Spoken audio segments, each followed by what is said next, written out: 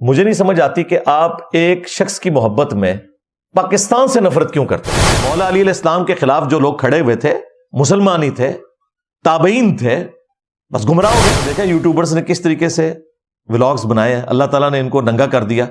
بات میرے اوپر کر رہے تھے تو وہ خود ننگے ہو گئے اس قسم کی گفتگو۔ اور ریاست سے بھی میری ریکویسٹ ہے ہمیشہ سے کہ جو پولیٹیکل سٹرگل کرنے والے لوگ ہیں، ہدایت الرحمان صاحب ہوں، بارن بلوچ ہوں، یا آج کل جو ایک تازہ نظریاتی جماعت بنی ہے پی ٹی آئی، یہ جو پولیٹیکل سٹرگل کر رہے ہیں ان کے خلاف وہ کریک ڈاؤن نہیں ہونا چاہیے جو ہم آرمڈ کنفلکٹ کرنے والے دہشت گردوں کے خلاف کرتے ہیں۔ یہ جو کچھ جعفر ایکسپریس کے ساتھ معاملات ہوئے اور سوشل میڈیا کے اوپر ایک خاص سیاسی جماعت کی طرف سے ریاست پاکستان کے خلاف جو دہشت گردی کی گئی، فوجیوں کا مذاق اڑایا گیا، مجھے نہیں سمجھ آتی کہ آپ ایک شخص کی محبت میں پاکستان سے نفرت کیوں کرتے ہیں۔ میں اسے ڈیجیٹل دہشت گردی کہوں گا تو انہیں برا لگے گا۔ ہم آپ والی لینگویج یوز کرتے ہیں جو آپ کے مہاتما صاحب کے دور میں 5th جنریشن وار تھی، یعنی کہ حلال ڈیجیٹل دہشت گردی کہنا جس کو حلال ہے۔ تو یہ آپ جو 5th جنریشن وار اپنے مہاتما صاحب کے دور کے اعتبار سے اور آج کل کے دور کے اعتبار سے ڈیجیٹل دہشت گردی کر رہے ہیں اور شہداء کا مذاق اڑا رہے ہیں۔ آپ نے دیکھا یوٹیوبرز نے کس طریقے سے ولاگز بنائے ہیں، اللہ تعالیٰ نے ان کو ننگا کر دیا۔ بات میرے اوپر کر رہے تھے تو وہ خود ننگے ہو گئے اس قسم کی گفتگو کر کے۔ یعنی وہ کوئی پاکستان کی ہمدردی میں نہیں بول رہے، اپنا غصہ نکال رہے ہیں۔ اس موقع کے اوپر تو تمام پولیٹیکل جماعتوں کو ایک جگہ جمع ہونا چاہیے تھا۔ صرف ایک بیرسٹر گور صاحب نے اچھی سٹیٹمنٹ دی ہے، لیکن ان کے ساتھ ہی کھڑے ہوئے باقی لوگ جو ہے نا وہ ہارڈ لائنر ہیں، انہوں نے پھر اور طرح کے بیان دینے شروع کر دیے، اور آج کل تو ہمیں وہ بھاشن دے رہے ہیں کہ جس کے پردادے کا سارا یہ بیڑا غرق کیا ہوا ہے، ایوب خان۔ یہ سارے کا سارا پاکستان کا سسٹم جو بگڑا ہے، جو فوج ہم پہ مسلط رہتی ہے کبھی ڈائریکٹلی کبھی انڈائریکٹلی ہائبرڈ رجیم کی شکل میں، یہ ایوب خان صاحب کا تحفہ ہے۔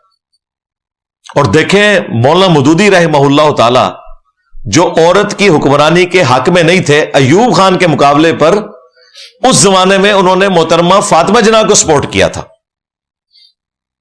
انہوں نے کہا یہ ایکسس آف ایول ہے، اس کو ایڈریس کرنے کی ضرورت ہے، چاہے فاطمہ جناح کا ساتھ دینا پڑے۔ اور شیخ مجیب الرحمان، وہ بنگلہ دیش میں جو اس وقت ہمارا ایسٹ پاکستان تھا، محترمہ فاطمہ جناح کے ریپریزنٹیٹو تھے، پولیٹیکل ایجنٹ تھے، کئی جلسوں میں وہ آپ کو پیچھے کھڑے ہوئے نظر آئیں گے۔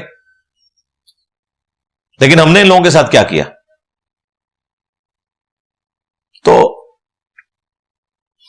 ماضی سے سبق سیکھنا چاہیے، اور اس قسم کی جو کمپین سوشل میڈیا کے اوپر چلائی جا رہی ہے اس کا بالکل حصہ نہ بنے۔ یہ کوئی پاکستان کے ساتھ خیر خائی والا معاملہ نہیں ہے۔ سب سے پہلے ہمارے لیے ایمان ہے، اس کے بعد پاکستان ہے، اور پھر کوئی پولیٹیکل لیڈر ہے، وہ آپ کا جو بھی ہے، چاہے وہ مولانا فضل الرحمان ہو یا عمران خان صاحب ہوں یا نواز شریف صاحب ہوں یا زرداری صاحب ہوں یا حافظ نعیم الرحمان صاحب ہوں، وہ بعد میں۔ اب میری پرسنل عقیدت جماعت اسلامی کے ساتھ ہے۔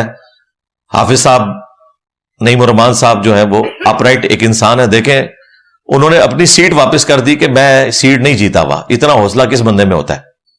لیکن خدا نہ خواستہ اگر ریاست پاکستان کے حوالے سے ان کی بھی کوئی سٹیٹمنٹ آئے گی تو ہم انہیں بھی کنڈیم کریں گے۔ اس وقت اگر آپ نے ملک کو بچانا ہے تو پاکستان کی جو یونٹی کی علامت ہے، باوجود اس کے کہ پاکستان کی تباہی کی بھی سب سے بڑی وجہ ہماری اسٹیبلشمنٹ ہے، لیکن پاکستان کی یونٹی کی علامت بھی ہماری فوج ہے کہ خیبر سے لے کر کراچی تک، گوادر تک، پورے ملک کو اگر ایک یونٹ میں پرویا ہوا ہے تو ظاہر ہے ہمارے ریاستی اداروں کی وجہ سے یہ ساری یونٹی قائم ہے۔ آج ان کی گرفت ڈھیلی پڑے نا، شام سے پہلے ٹی ٹی پی قبضہ کر لے گی اسلام آباد کے اوپر، اور صبح وہ جیلم اکیڈمی پہنچے ہوئے ہوں گے۔ ہاں، اور صرف جیلم اکیڈمی نہیں پہنچیں گے، یہ ذہن میں رکھیے گا، بریلویوں کا بھی کچھ نہیں بچنا ہے، اہل حدیث کا بھی کچھ نہیں بچنا۔ ابھی یہ کشمیر میں جو کانفرنس کی ہے اہل حدیث نے، انڈین کشمیر میں، انہوں نے کہا کہ 100 اہل حدیث علماء قتل کیے ہیں طالبان نے جب سے ان کی حکومت آئی ہے۔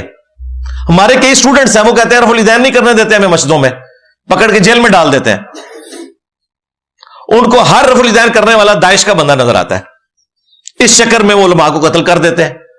اور دیکھیں یہ جہاد ہے کہ ایک اہل حدیث جماعت داعش, ایک دیوبندی جماعت طالبان کے ساتھ لڑ رہی ہے افغانستان میں, اس کو ہم جہاد کا نام دے رہے ہیں. چلے وہ تو جہاد تھا جو امریکہ کے خلاف لڑنا پڑا ہمارے افغان مظلوم بھائیوں کو, لیکن یہ کون سا جہاد ہو رہا ہے؟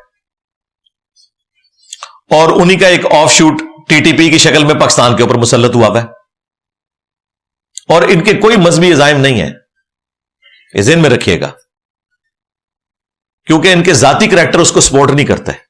انتہائی کریکٹر لیس لوگ ہیں, صرف داڑیاں پکڑی ہی ہیں. باقی جو کچھ مدرسوں میں ہوتا ہے نا وہ اعلانیہ کرتے ہیں, میں اشارتاً نہیں بات کر رہا ہوں, یہ ان لوگوں کے کریکٹرز ہیں. اور میں اپنی سول سوسائٹی سے بھی کہوں گا کہ ٹی ٹی پی کی باری آتی ہے تو ہماری سول سوسائٹی یہ کہتی ہے کہ جی یہ دہشت گرد ہیں ملے, ان کے خلاف فوجی آپریشن ہونا چاہیے, ہم ضرب عزم کو سپورٹ کرتے ہیں, رد الفساد کو سپورٹ کرتے ہیں. جب بی ایل اے کی باری آتی ہے, چونکہ وہ لبرلز ہیں, ان کے لیے کہتے ہیں جی ان سے پیس ٹاکس ہونی چاہیے. یار جنہوں نے اسلحہ اٹھا کر ریاست کے اوپر حملہ کر دیا, عوام الناس کو قتل کر رہے ہیں, نہتے عوام الناس کو, ان کے ساتھ آپ کہہ رہے ہیں کہ گفتگو شنید ہونی چاہیے, وہ تو مانتے ہی نہیں ہے. میں تو پاکستان کی ریاست سے ریکویسٹ کروں گا, پرائم منسٹر سے, آرمی چیف سے, کہ جن لوگوں کو شوق ہے نا ان کے ساتھ مذاکرات کرنے کا, انہی کو بھیجیں ان کے پاس, تو ان کو پتہ چل جائے گا کہ مذاکرات ہوتے ہیں کہ ان کو بھی چھڑانے کے لیے ہمیں پھر کوئی بتا دینا پڑ جائے گا. تو یہ دو نمبری نہیں ہونی چاہیے کہ صرف مولویوں سے لبرل طبقے کی نفرت ہے تو اس لیے ٹی ٹی پی کے خلاف فوجی آپریشن ہو اور بی ایل اے کے ساتھ مذاکرات ہوں. بھائی ٹی ٹی پی نے بھی آرمڈ کنفلکٹ کیا ہوا ہے ریاست کے خلاف, بی ایل اے نے بھی آرمڈ کنفلکٹ کیا ہوا ہے ریاست کے خلاف. دونوں کے ساتھ ایک طرح کی ٹریٹمنٹ ہونی چاہیے, اور ان کا علاج یہی ہے. یہ فتنہ الخوارج کی جو ٹرم یوز ہو رہی ہے وہ بالکل درست ہے. مولا علی علیہ السلام کے خلاف جو لوگ کھڑے ہوئے تھے مسلمان ہی تھے, تابعین تھے, بس گمراہ ہو گئے. تو خوارج کی ٹرم اس وقت شروع ہوئی کہ جو ریاست کے خلاف ریٹ آف دی گورنمنٹ کو چیلنج کرنے کے لیے آرمڈ کنفلکٹ کرتا ہے. پولیٹیکل سٹرگل کریں وہ بالکل ٹھیک ہے, ہم آپ کے ساتھ ہیں. آرمڈ کنفلکٹ کریں گے تو جیتنا تو آپ نے کوئی نہیں ہے, اپنا بھی بیڑا غرق کروائیں گے, اپنے عوام کا بھی بیڑا غرق کروا لیں گے. سیدھی سی بات ہے, ریاست کے ساتھ کسی علاقے کی کوئی ملیشیا کیا ٹکرا سکتی ہے؟ ریاست کے خلاف کوئی نہیں ٹکرا سکتا. لیکن ہمارے عوام کا بھی کام ہے کہ اس وقت ریاست کے ساتھ کھڑے ہوں اور اس طرح کا آرمڈ کنفلکٹ کرنے والوں کی بالکل کوئی سپورٹ نہ کرے.